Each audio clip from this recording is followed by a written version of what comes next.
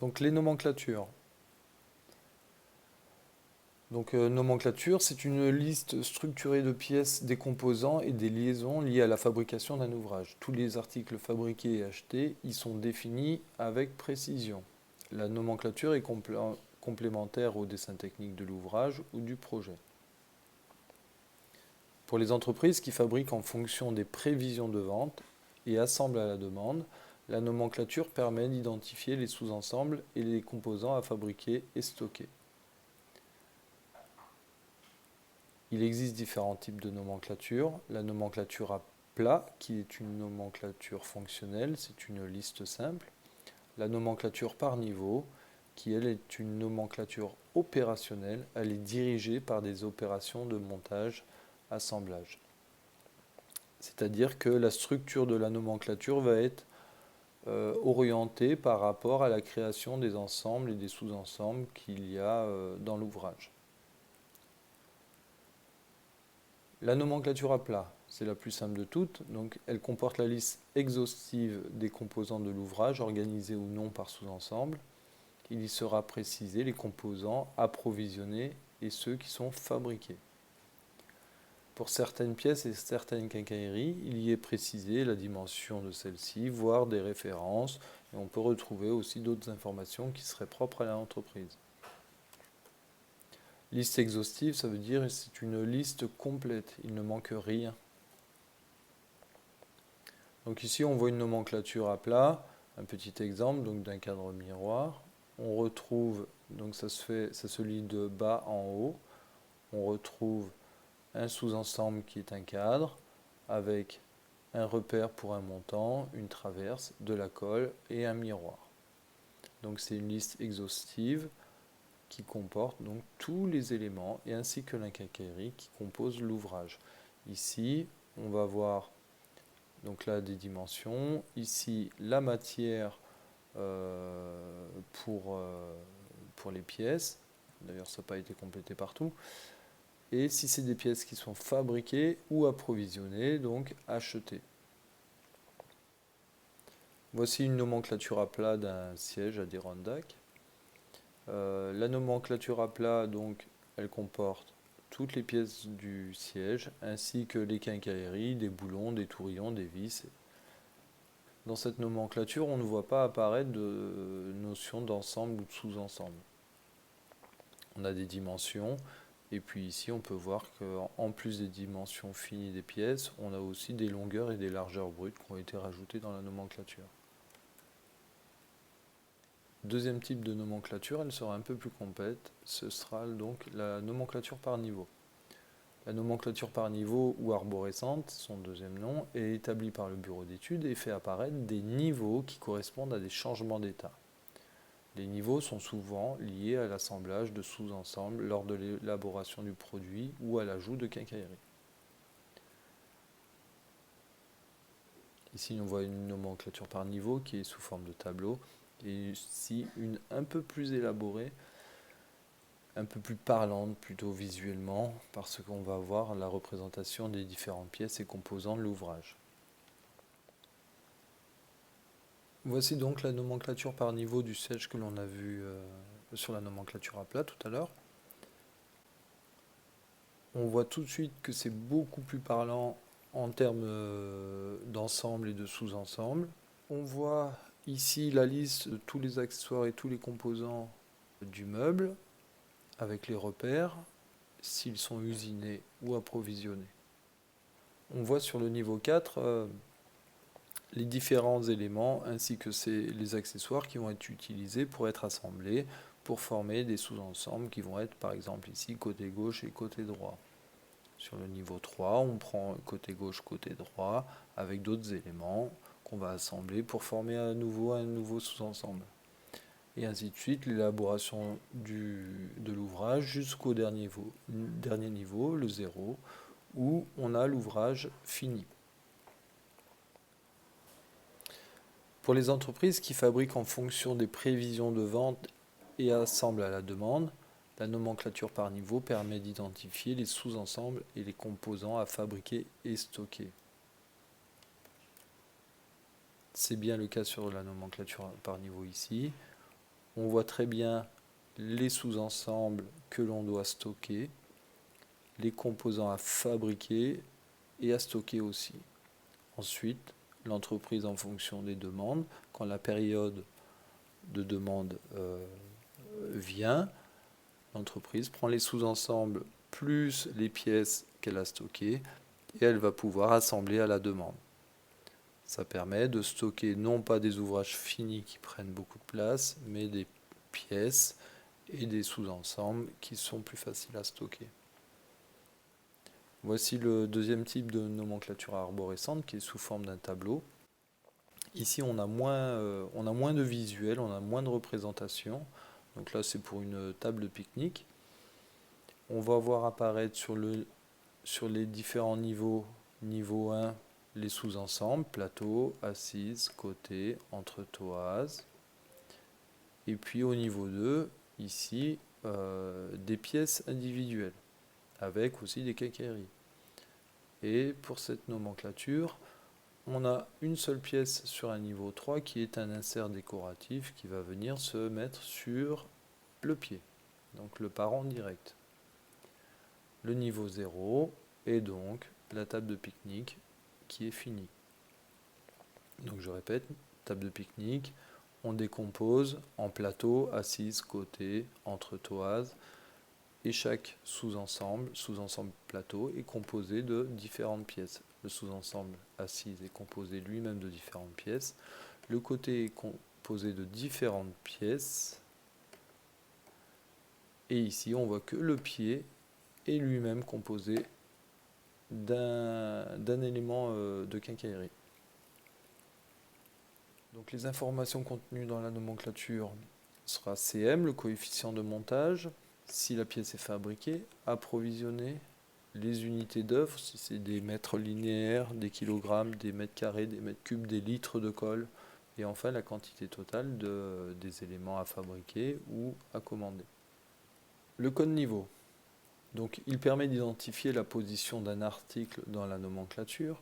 Il dépend de l'état d'avancement et d'élaboration du produit. Le passage d'un niveau à un autre indique la modification du produit par soit l'apport d'éléments, composants, donc ça va être un assemblage, soit aussi par un changement d'état qui peut être défini par un passage dans un autre secteur d'usinage. J'ai un piétement brut, niveau 2. Le fait d'y apporter une finition, je vais changer de niveau. J'ai apporté du ponçage et peut-être un vernis et ça va me faire un piétement fini. Ici, on n'a pas apporté de quincaillerie, on n'a pas apporté de nouvelles pièces. On a juste changé l'état d'avancement du produit en y apportant une finition. On est passé dans un autre secteur d'usinage. Le code de plus bas niveau, c'est le chiffre le plus grand. Il correspond au plus bas niveau du produit de la pièce. Le chiffre le plus grand correspond au plus bas niveau du produit. C'est la pièce, la quincaillerie, toute seule. Le code de plus haut niveau, c'est le chiffre le plus petit, généralement le niveau 0, qui correspond au produit fini, prêt pour la sortie de l'atelier. Les quantités. Les quantités à commander et fabriquer d'un composant correspondent à la quantité à lancer fois donc le nombre de meubles que l'on veut, d'ouvrages, fois le coefficient de montage de tous les parents. Donc exemple de calcul pour les grandes traverses. Les grandes traverses, elles sont ici dans la table de salon. Donc les grandes traverses,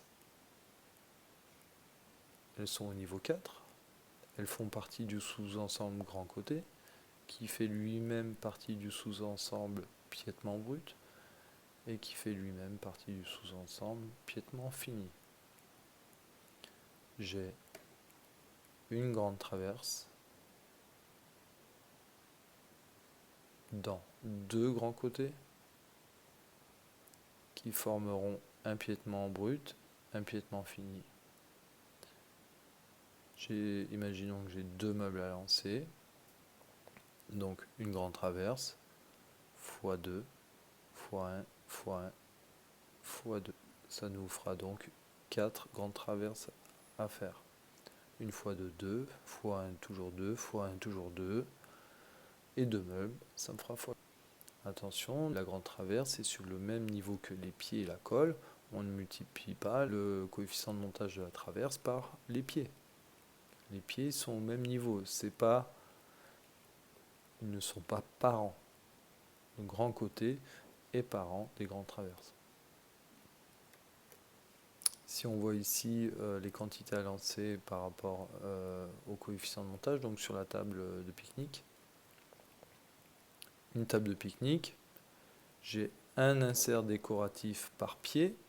Donc dans la réalité, si je veux faire expliquer plus vite fait, un insert décoratif par pied, donc j'aurai pour un meuble un insert ici, pourquoi pas, un insert ici, 2, un de l'autre côté, 3 et 4. Donc je devrais me retrouver pour une table avec 4 inserts décoratifs.